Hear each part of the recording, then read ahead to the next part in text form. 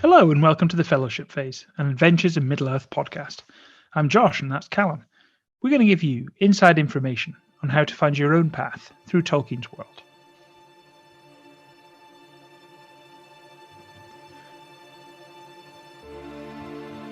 O Gondor, Gondor, shall men behold the silver tree, or west wind blow again between the mountains and the sea? Clear and cold about the tower, its loud horn calls, calling forth now those who stand firm, still, when hope falters. Standing a little over 6 feet tall, Halmir is sturdily built and carries himself with the dignity and pride of a career soldier. He has the fair skin common to the Gondorian men of Twilight, and wears a black fur-lined travelling cloak over his ringmail and black tunic. On his breast he wears a silver brooch boasting the Swan of Dol Amroth. He carries army-issue longsword and bow, and on his back displays the great shield of the citadel, emblazoned with a white tree he was awarded on rising to the rank of captain. His dark beard is neatly trimmed, his hair is cropped close at the sides and drawn into a short and functional ponytail. There is a notched scar on his chin, cut by the curved scimitar of an Umbar corsair. Halmir, son of Halbarad, is a veteran soldier of Gondor. This Dol Amroth nobleman joined the ranks of the Gondorian army as a teenager during the stewardship of Turgon, and rose to become a seasoned Captain of Gondor. Halmir fought against orcs and Easterlings throughout Ithilien, including at Caer Andros, where he was stationed, and at the crossing of Osgiliath. At the end of his commission, Halmir returned to Dol Amroth to discover that his uncle and mentor, Baranon, was missing with his lineage's great heirloom sword, Gilfalas, the Star of the Shore.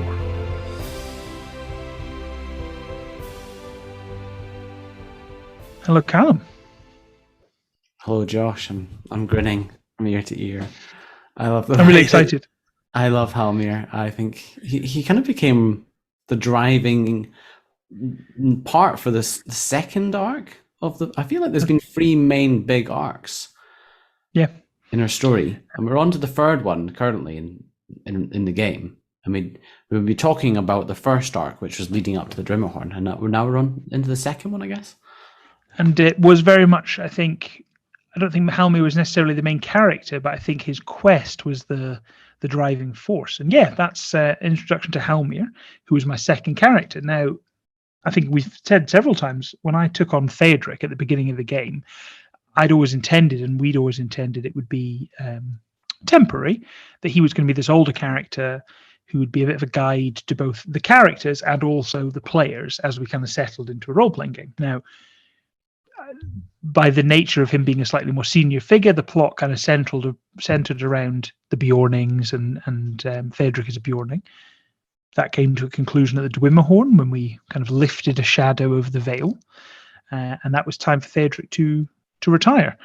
And you and I have been speaking for a while about me then transitioning to a new character, which I was really excited about because it felt a lot more kind of like of a blank slate.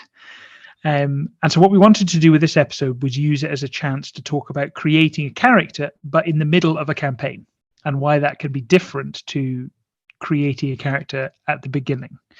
Because I think there were certain things that happened that made me make certain choices in creating Halmir. And I also think because we worked quite closely together on it, it then affected the campaign introducing Halmir. So I think there's a lot to dig into there. I learned so much as a DM about how to best make a character or help players make characters that fit the campaign. And I guess sometimes you're left feeling, particularly if there's a pre-written campaign, you set up the campaign and the players set up their players, and that's 2 separate things. And what worked really well with Halmir was that it felt more collaborative, and we had like a session 0 or whatever the session, a mini catch up before, where you came along, you said, this is the sort of character that I'm planning to play. These are the ideas I've got.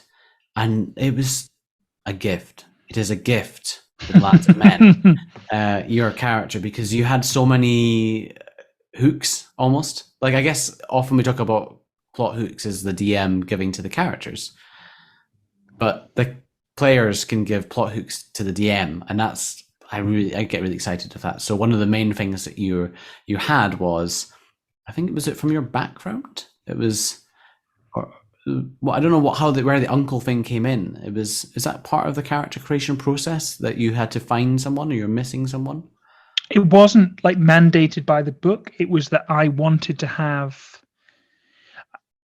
This was about, I think, joining a campaign midway through was obviously I had quite a lot of like meta knowledge about like what was going on, and I didn't want to disrupt that. And I also didn't want to attach myself too clearly to something that was already like in the world that you were working with. So I was like, how about this? He's going to have a clear purpose, which is that he is looking for his uncle, who he has a strong bond with, who is missing, and he knows nothing else about it. We talked a bit about it, and I pitched this to you, and I was like, how does this feel? I was like, it feels like I wanted to be a man of Gondor because I was I'm fascinated by Gondorian culture. No one had played one. I wanted to be a fighter. I had this idea of like a soldier, felt like a good adventurer, because that was, I'd be joining at a higher level than, because the party were already leveled up. And it was like, well, why would a character already have these skills? Would he be a part of another adventuring party? And I was like, well, if he was a seasoned soldier, he'd be good in a fight, and he would have survival skills, and he'd have his own armor and shield. I thought, okay, cool. But why would a man of Gondor be in the Wilderland? Like, there was no particular narrative reason why these cultures would come into any great contact at all. And I was like, okay, well, in that case, he must be here for a particular reason. And I didn't want it to be too specific because I didn't want to basically disrupt what we were doing. And I was like, what I'm going to do, I'm going to come up with quite a loose but driving reason, which is looking for someone you care about. And then I'm just going to leave it to you. Whether you want to engage with it or not, I was like, it gives Halmir a very clear purpose. Like, as soon as he jumps in, he can start asking around and he can explain why he's there, but it's not going to disrupt other things. As I say, it was a complete gift, because I was like, well, how am I going to work this uncle in? Who's the uncle? Why would we be traveling north? What sort of things are in the north that are related to the south? Well, and I think I could talk for length about the lore behind like what links, Rhovanion and Gondor. But the Kinstrife is this whole period of like civil war in Gondor, and it's written that one of the kings of Gondor sort of runs north, retreats north from the usurper Halmir, and his name is Valakar or something. I think his name was Eldakar. And there's a sort of link about like his lineage is mixed. His father had married someone from Rhovanion when it was a kingdom. And so I was like, well, here's a really cool little bit of link. Like, why would someone be sent from Gondor northwards to try and find something that's related to that time? And then I did so much reading about the lore of that time, and I was like, this is brilliant. And I got really invested in that. And it was all just because you said he's coming to look for his uncle. And it led me on this like deep path of lore. And I think it really, because there's some players that are really versed in Tolkien, being able to base it on stuff that is real, or I say real, has been written by Tolkien. Yes, can make it really exciting for them. And I, as you say, like, you don't want to mess with what I'm thinking. Well, I don't want to mess with anything that is, established. There's all these layers to it. So yeah, it was really fun to have that. And I think that's a good point about having something that's driving. And there's nothing more driving than like someone you care about. Like, that's the best motivation of all, isn't it? Yeah, I think it helps that I was a DM before I was a player. There's always that cliche of, someone comes up with like 10 pages of backstory that really cement exactly who their character is and exactly what they're doing. And sometimes it ties the hands of the DM a bit, because it's like, well, what's the story we're actually able to tell here? Because it feels like you've told a lot of the story. At the same time, having an entirely blank character can be a challenge for the DM, because it's like, how are you? Are you just like literally a halfling, and I just like potatoes? Yeah. I've definitely made characters like that before. Not specifically potatoes, but now I've got a great idea for a character. But this is a happy medium, isn't there? But by this point, we were really invested in the campaign, and I think the tone of it was like, it was quite quite serious role play. Like, we cared about the characters, and we were we felt like we were heroic, and we cared about the NPCs. And I was like, well, people have really put a lot of thought into their characters and have developed them over many sessions now, and I'm going to be bringing in a new character, and I'd like it to be meaningful. Like, I'd like them to have enough of a backstory that I understand. Like with Theodric, I knew what his motivations were, why he was doing certain things, and decisions. I was like, yep, this is what he would do. Would I, as Josh, do this? No, but I know that Theodric would. Yeah. I was like, I need to have a grounding of who Halmir is and why he's here. And I love the idea of him being a soldier, because we see the soldiers in the books and the films as very much like just faceless, rank and file. And you've got examples like Boromir being the example of like a heroic man who's been in the army and has led men. And I was like, I've said on the podcast before, I think Boromir is one of my favorite characters in the whole of Tolkien, because of how particularly complex in the books, he's so much like he's presented as much more flawed in the film, whereas in the books, like, he is much more the hero, and I think he's almost more relatable in the books than Aragorn, because Aragorn's like, yes, I will be king, that's my destiny. Give me, I'm ready for the throne. Whereas on the films, they switch that round and be like reluctant. They make him more likable. Boromir's very grounded, I think. Whereas in the books, I feel like Aragorn's less likable and Boromir is more likable. Although, to be honest, Sean Bean could play any character, and I'd just be like, yes. Yeah, I actually agree with you. And I love Boromir, and I love Sean Bean, and I was like, right. This feels, he can have a backstory that I don't need to go into crazy depth with. Like, it's plausible, and we talked a bit about, like, where would he have served at this time in the history? What kind of skirmishes were Gondor having with the Shadow? He might have fought some of the Corsairs and the borders, Osgiliath and Caer Andros, which is in the Anduin. It's a fortress. Plausibly could have been there. Great. We didn't need to go into reams and reams of detail about exactly everything he'd done. Like, we were like, he could have been in these places. We developed some. I had some ideas about who he was before, and like what his motivation was. And this is when it came to the ability scores and what I chose. I love this.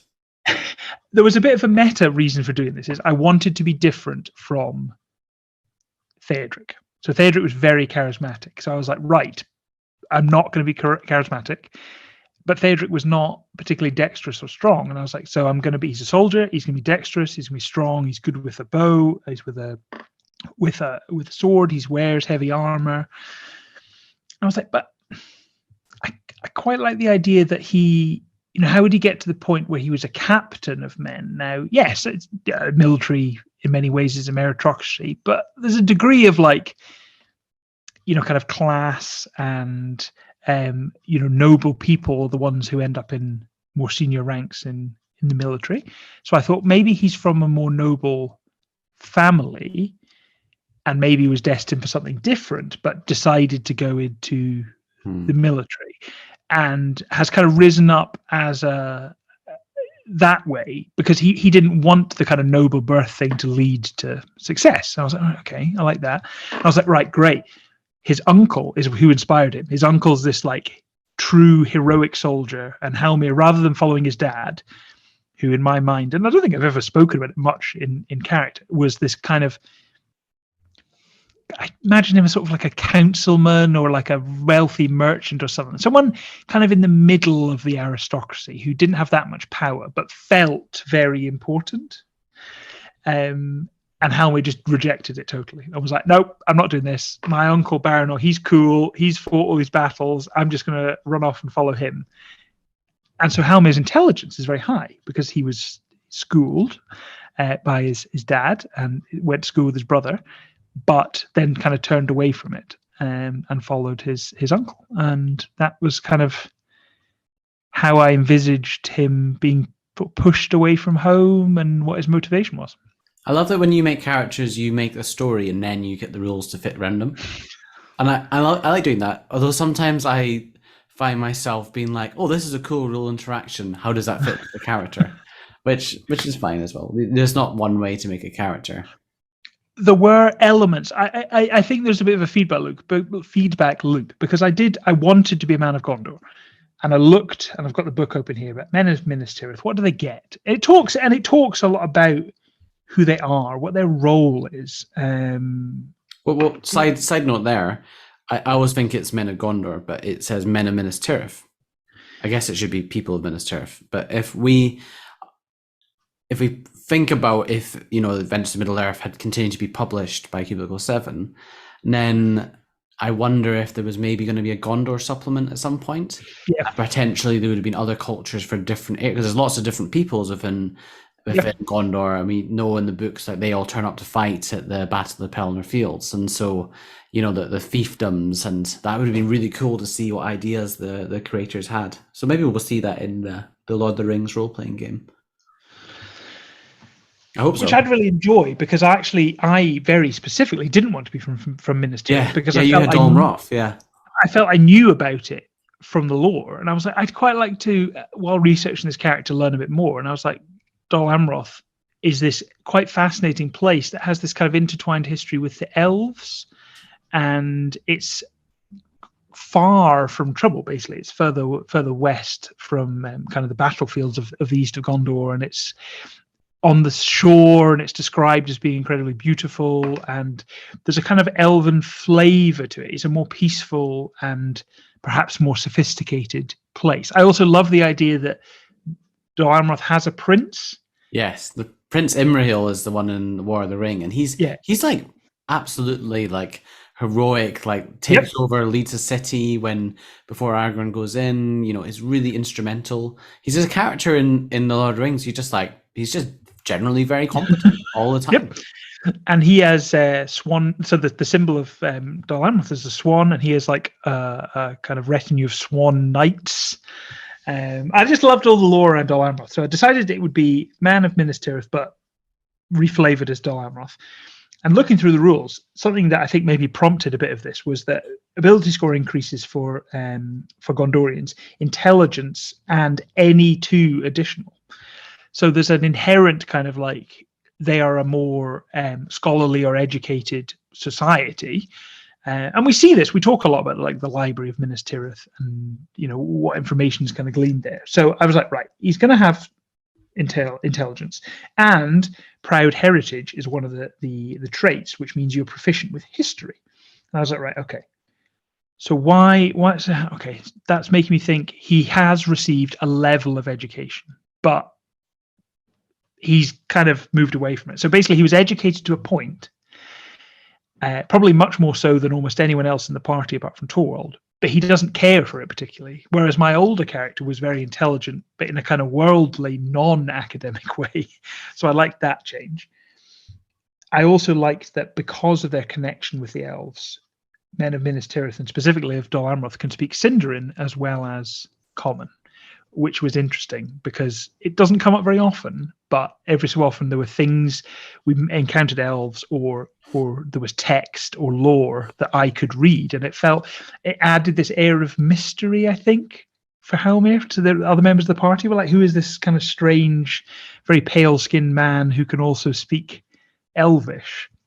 I enjoyed that a lot. And then I went to the starting virtues and the cultural virtues, and there are some very cool virtues which you can pick, including a Captain of Gondor, which I loved. It's become kind of a defining ability to the point where sometimes I'm like, is it overpowered? And then I actually think about the mechanics, and I'm like, not really. No, it's not overpowered. It's not overpowered. It's really just good, particularly in aim.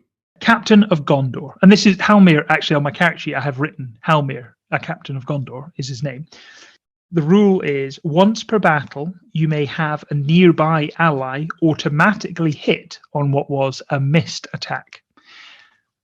Doesn't sound that impactful, does it? But there's been so many clutch moments in combat, and I actually love it as a DM when, like, someone misses and it's like a bit disappointing, and you're narrating how they go, and then you kind of put your hand up and you're like, Halmir, and he always like narrate it. It's like, he shouts a word of encouragement or like does something, and then they hit, and every time that happens, everyone's like, yeah, like it's just it feels like a real swing of momentum often. Even I love it. How much damage?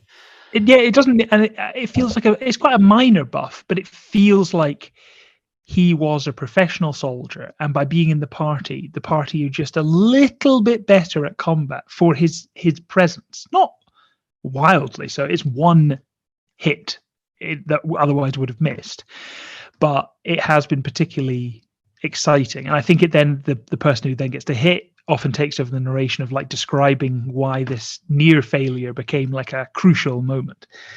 So I think that, and then the other thing is I chose a cultural heirloom because I was entering at a level where I would have taken an ability score increase by this point. I chose to take a cultural heirloom and took the Great Shield of the Citadel, which is basically a tower shield. It's exceptionally strong. And was it +5 to AC or something crazy? So a tower shield gives you +4, and the heirloom is an additional +1. So it's a total +5 to my AC. Which is bad. So Halmir's AC has consistently been 21. I always found it a bit like disappointing in standard 5th edition D&D shields. I love shields. I love thinking about shields in media. You know, they're just awesome. And it's just a bit boring. There's not that many magical shields. No, you know, it's I just think previous editions had bucklers where you got like +1 AC, but you could still use 2 weapons or something like that. But they got rid of that because it was too powerful. And then now it's just like you've got a shield +2 AC, and then you spend loads of time resource getting magical armor, getting up to plate armor or breastplate, and you're still left with this boring old shield. And I think it's just it feels a bit uncreative to me. So I do like that in this game there is options for other shields. The downside of the tower shield is it gives you disadvantage in stealth, but you're already getting that from your heavy armor, so who cares? It was basically something I just accepted, was that Halmir was good at a lot of things. He was not good at stealth. Well, actually, his ability, he's very dexterous, and he is good. He has a good stealth modifier, but because he's always in heavy armor, there's been a couple of times where you've like deliberately taken off the heavy armor and shield. Yeah. And then gone in stealth mode, and I've really enjoyed those. It's like it feels like a very different, almost different character. I was pretty set on him being a warrior because I actually adore fighters, like just a straightforward sword and board, like uncomplicated. I like the idea of just in D&D the equivalent of a human fighter, which is a very blank canvas, very basic. I think there's fun to be had with it, and I was looking forward to being a warrior. And crucially, I was very keen not to be the leader because I felt that Phaedric had deliberately, on our part, led the party. And I was like, it feels like as a player, I've done that, and it's time for other people to lead. And a soldier is a good example of someone who would follow by their very nature. Like he would slot straight in, being like, you know what, I'm going on a quest and I'll help you because I've served in a group of people. Bang, sorted. Yes, and he fitted in really well. It was interesting as well because he sort of woke up in House of Healing, and then everyone was like, "Who's this guy?" And then you were like, "Well, hello, I'm Halmir." So that was it. Just I love that sort of trying to surprise people and make it unexpected. It twists in the story, particularly when it's introducing new player characters. My question was going to be the cultural virtues, and every time we come on the podcast and talk about some of the rules, and I look back at the book. I always surprised it because I've made one character myself, and occasionally I look at it for inspiration for NPCs, but most of the time not. And I'm always surprised when I look back through it, particularly things like the cultural virtues, just how much variation and like inspiration and how many cool rules there are. Yep. Were you tempted by any of the other cultural virtues for men in Minas Tirith? I was tempted, really, really tempted by piercing sight. And what it does is it's more of a social one. And it's partly why I didn't choose it in the first place, because I had been a very social encounter-heavy character and I wanted to veer away from it. The way it works is the first time you're introduced to another person as part of a social encounter, instead of making an ability check using a skill, you, as a man of Gondor, may fix your opponent with your steely gaze. The target must make a wisdom saving throw against a DC equal to 8 plus your proficiency plus your wisdom modifier. If it fails, you gain insight into its reasoning, its emotional state, maybe something that looms large over its thoughts. Wow. Whether you succeed or fail, the opponent knows it feels unsettled by your gaze, and so any other social checks have disadvantage. Definitely interesting. if you abuse the knowledge, it can be a misdeed. It's interesting. It's an ability it's not actually super powerful. It's not super powerful. Insight is reasoning, if any, it's emotional state. I think I would be quite generous in how much information I give you, because there's definitely a downside of the disadvantage on further charisma checks, and the fact that it's quite situational, and you're taking a whole cultural virtue to do that. So I think if you had taken that, I would try to give you quite a lot of information, but really play up the fact that people are kind of a bit thrown off by it. I really liked it. I wasn't sure it fitted in with. I actually think you could use it as a starting point for a fascinating character. Yeah, my idea that I've got just reading that is a ranger, ranger of Athelion, who is a wanderer, has got really high wisdom, and goes around and is sort of an agent, trying to find out information. And yeah, I think that could be really fun. A couple of the other cultural virtues for men of Minas Tirith.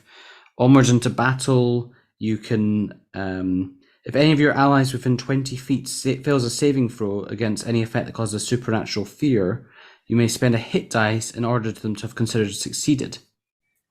You can't use it if you failed. So it's sort of like almost like an aura from a paladin. Yeah, I like that idea of adding that in. There's over dangerous leagues. You may ignore the first level of exhaustion you gain. That's a very powerful one. I looked at it. It's very, very powerful, and exhaustion comes up a lot. And actually, amusingly, Halmir became exhausted. Like, it became a bit of a running joke. He just happened to become exhausted for a variety of reasons, even though his con was really high. I think this is really powerful. I just think it's a bit boring. It feels very passive. Like, I don't know how I would narrate it in. Like, it makes sense in a story point of view. It's like he was a soldier; he can probably power on. But it's like, oh great, you're exhausted. I think Baranor might have that ability. Guard of the Tower is another one. So, I've not really read this one. Did you think about this one at all? I did. It's sworn to the service of the Lord and Steward of Minas Tirith as a guard of the citadel, which would fit well with your shield. It basically, and a number of the cultures have this, which has it's a culture of virtue which has like tiers. So you take one ability and then it lets you take another ability. So for instance, shield, fence, long reach, and many foes, each of which give you like a little combat buff, but once you put them all together, it's like super powered. Long reach, as long as you're fighting with a martial melee weapon that is not light, you add 5 feet to your reach. What? Yeah. You can get +1 AC. So combine that. If someone's fighting by your side, you get +1 to your AC. So you could get up to 22 easily. You can spend inspiration. You add your proficiency bonus to your armor class. I've got another. So they're really kind of going on that sort of shield of the West. Yeah. Gondor thing. Lots of things to boost AC. Great shields. Wow. So that's the sort of cultural virtues for men of Minas Tirith. And then, should we talk a bit about the warrior class itself and how you found that? And I'm a big fan of the warrior class, and it has two archetypes. Two archetypes. Thank you very much. Subclass things. One of which is a knight. I actually really like the idea. I actually really like the mechanics of it. I don't know. Something about it felt to me like it doesn't quite fit with Wilderland, or I don't know. I'd love to build a character focused on it. Yeah. The crux of it is basically that you have like a ward or something, either a place or a person who you are sworn to, and the benefits and boons come from basically being in service of that person. And I like it. I like the idea that you are, and that kind of fitted in with what Halmir does. It's just it made no logical sense when he was away from home. Yeah, I didn't know how to fit that in with the fact that he was hundreds of miles away from Gondor.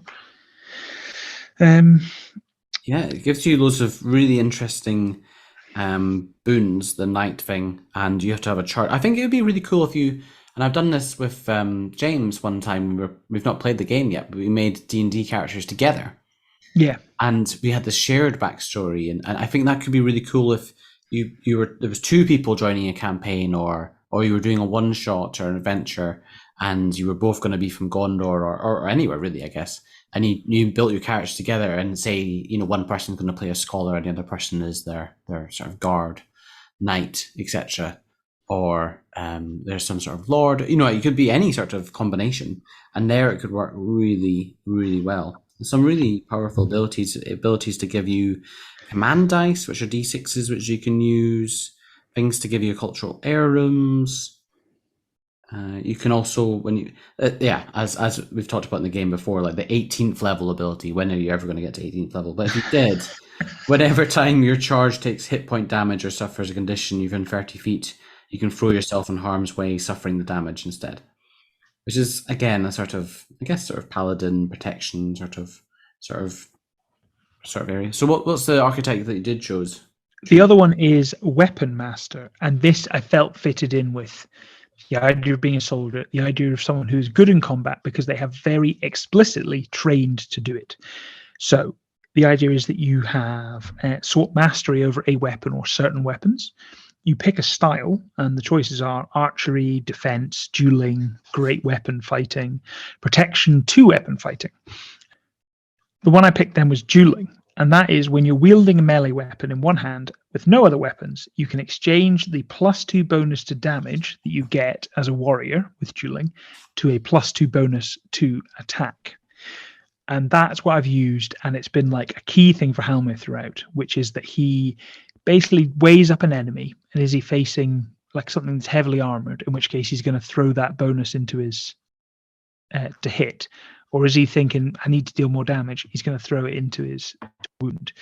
And actually, as he moves up in levels and Halmir has more than one attack, often I will switch it between attacks once I've got the measure of like, so if I miss with an attack the first time, I'll switch it to hit, because I've felt that he's trying to make sure what to do. He's swinging hard or he's swinging delicately.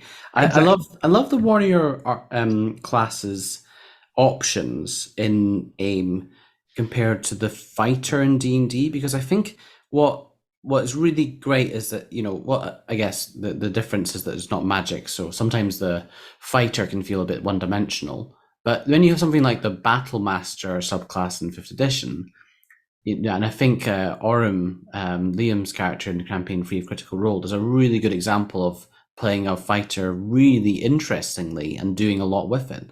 In AIM, it's the same thing. It's sort of, maybe it's just ones that you've picked, but it always seems like you've got a lot of options and decisions to make in combat and a lot of different things.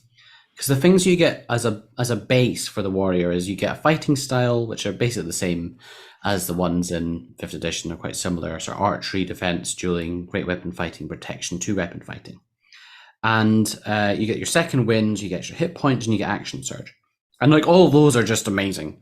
Like action surge in particular has been hugely clutch at so many times. Like absolutely changed the campaign in a massive way. Like that's how Baronor survived, isn't it? Oh no, actually no, it wasn't. Well, it was part of the did contribute to that, but then someone else. Yeah, someone else did a natural 20 on a opportunity attack, which was just the most bonkers moment.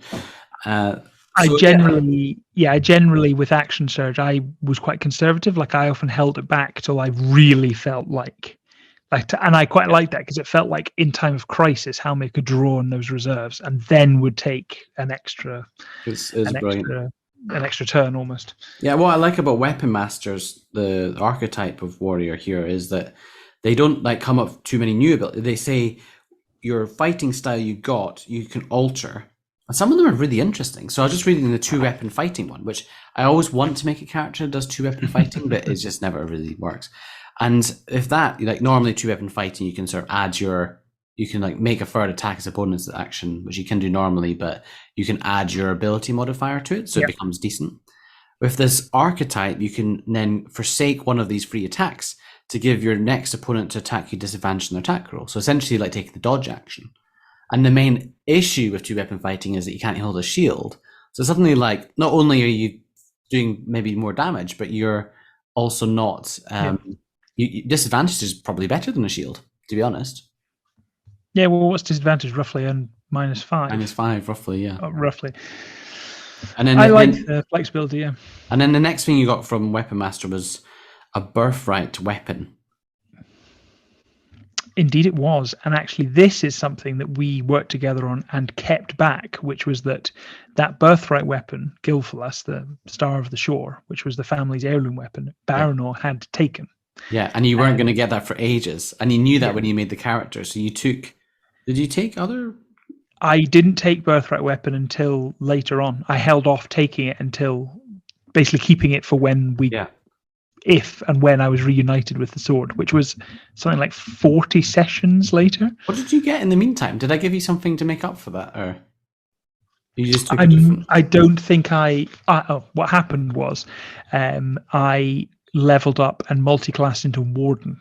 Yeah, that was it. Yeah. So once I got to the point where my next thing would be the birthright weapon, I rather than just do it, I waited and I multi-classed into Warden. Yeah. Rationale being, it gives you Jack of all trades, which basically improves anything you're not proficient in. You get a little bump in, and I liked the idea that Halmir was, because of his background, he was pretty good at most things. And I think we worked out that none of his ability scores were the best in the party, but he was always like above everyone else overall, because everything he had a little buff to. There was nothing he was bad at. He was never the strongest or the fastest, but he could pretty much do anything at some level. And I found that really quite helpful.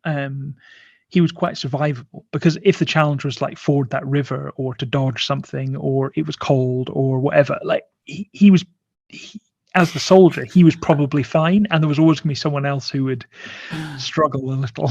I'm just laughing because I'm thinking about how Halmir was often very confident in his own ability, but then you were always like, Karhu was just there, and Karhu was just like, so much stronger. A man, like just like a beast of a person, and so would just like Halmir.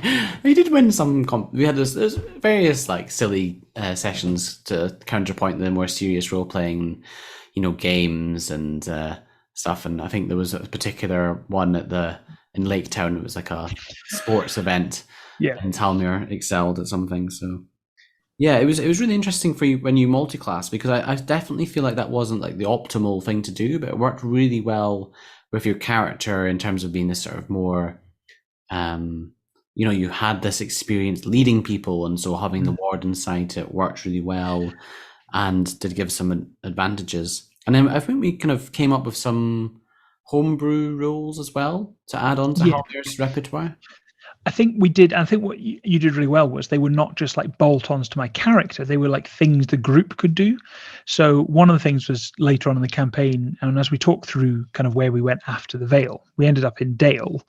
And one of the things was actually training with other soldiers. And I said, well, this could be an opportunity for Halmir to train Torvald. Now, Torvald and Halmir have quite an interesting friendship, I think, because I think they both admire aspects of the other one. And Halmir felt, actually, Torvald is an adventurer who's not really ever been trained in combat. Maybe I could take him under my wing and I could do some training. And you said if we spent a bit of fellowship phase where I effectively trained Torvald, and he would get a buff to something. I think he got proficiency in broadswords. Broadswords, I think. And bows, eventually. The benefit I got was effectively you let me have a pool of command dice. The idea being that I had spent the fellowship phase training and could give the command dice out, very similar to inspiration. Not inspiration, sorry.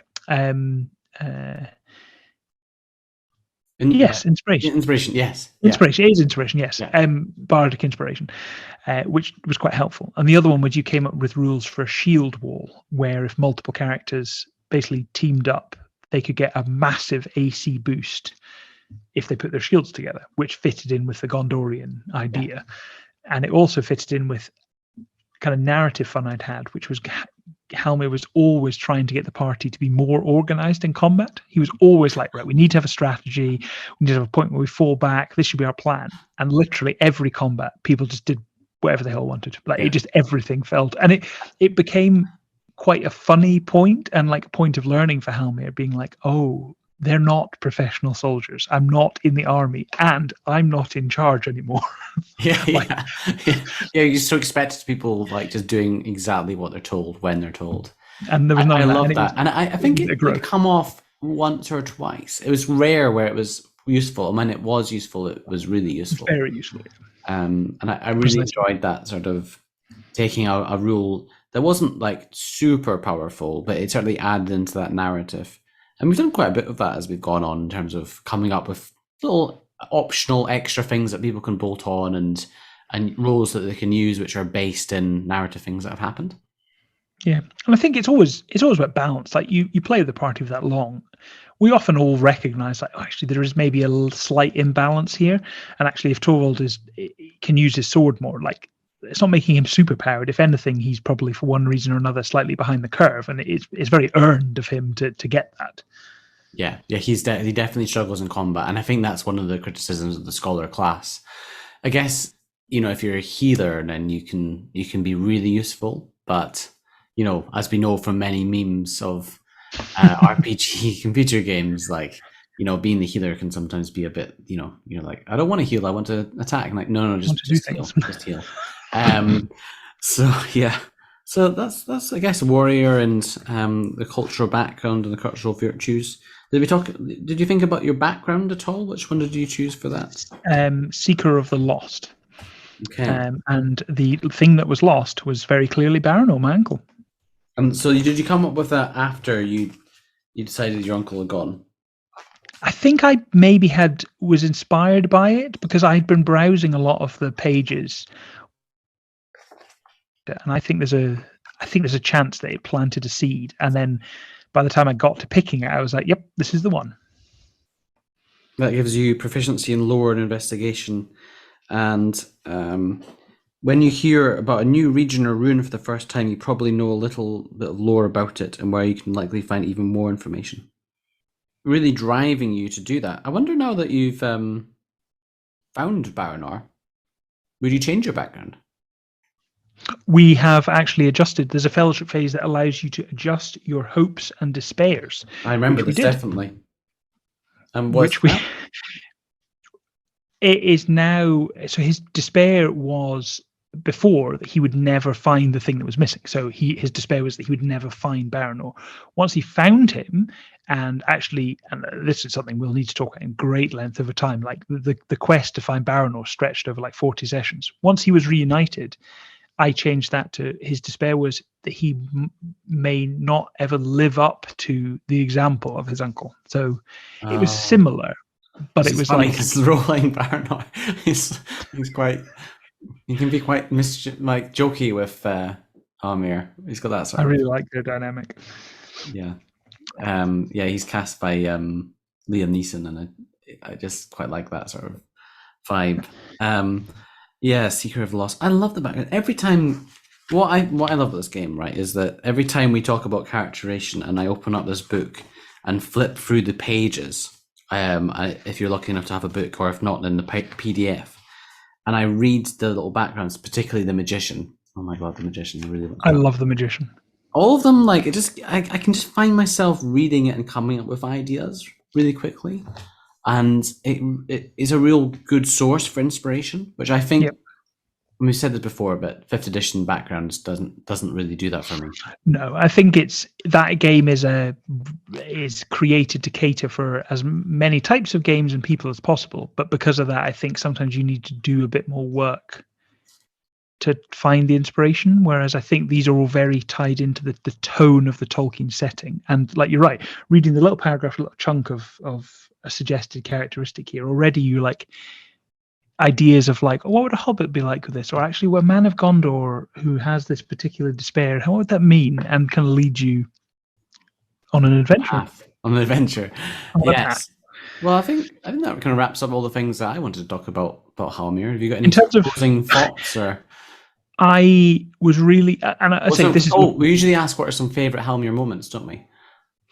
Some favourite Halmir moments. Okay, well, let's do some early on ones so we don't do spoilers for the big plot overall. Early on ones that were memorable. We crossed the Old Forest. We crossed Mirkwood on the Old Forest Road with a dwarf, and this was the point at which. That'll be our next adventure phase one, because that's the next. Good. That we did, isn't it? Yeah. Then, in which case, I'll have no spoilers for what happened in the woods, but there was a moment with the dwarf, and Halmir had never really encountered any dwarves, and he was with new people, and he didn't actually have any money, and he was kind of struggling on his quest. He got the sense that the dwarf was trying to rip him off, and he actually he threatened the dwarf with a knife. I think in a kind of like in his upbringing, things might have got a bit rough and ready in taverns before, and he was not afraid to do that. It was not like it shocked the party, and it was not socially acceptable, and it was a misdeed. And I think it was a big learning experience for him that he was like, oh, oh, that's not acceptable here. And that was a bit of a low moment for him, although it was good for development, because actually then he really made an effort with dwarves and with new people to try and understand and be like, okay, I'm well out of my comfort zone and my homeland here, and I need to not apply that to other people. I love that that's one of your favorite moments, because it was like a real culture clash moment in a way. He just totally misread the situation, and he did what he thought, which was that he was in the mess with other soldiers, and someone was, whatever had happened, someone was trying to screw him over, and he was like, right, I'll be the big man. And he wasn't going to hurt the dwarf, but he'd grown up and had been raised in a realm of professional violence, and was quick to that as a solution to problems, and it was not an acceptable solution. Yeah. Not long after that, though, and you mentioned it actually, when we were at Lake Town, there was a games for the anniversary of the downing of the dragon, and there was a festival which Halmir took part in, and as part of it, basically like a large kite of the dragon was like kind of floated across Lake Town, and there was a sort of a games, like a tourney, to bring the dragon down, and Halmir actually won. He managed to sort of outmuscle a couple of others and climbed onto the great hall of the new Lake Town and shot an arrow and hit the kite, like Bard had hit Smaug, and he felt it was the first time, I think, in the campaign he really felt heroic again, and I think the other players and characters looked at him and were like, oh, he's quite capable. I love those games. That was a lot of fun.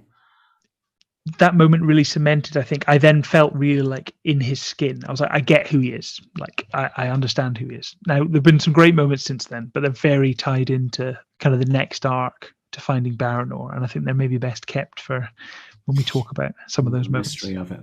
Yeah, we've had a long pause, but now our fellowship phase has ended. We're back in the adventure phase of the podcast. Hey, so, that's the name of the show. Hey, that's the name of the show. Well, great to hear about Halmir. I think he's a great character, and we're going to be hearing about him more. We've still got more characters to cover, so look forward to doing them. Look forward to doing it, and I guess next we look forward to entering Mirkwood. Entering Mirkwood, yes, for the second time, for some.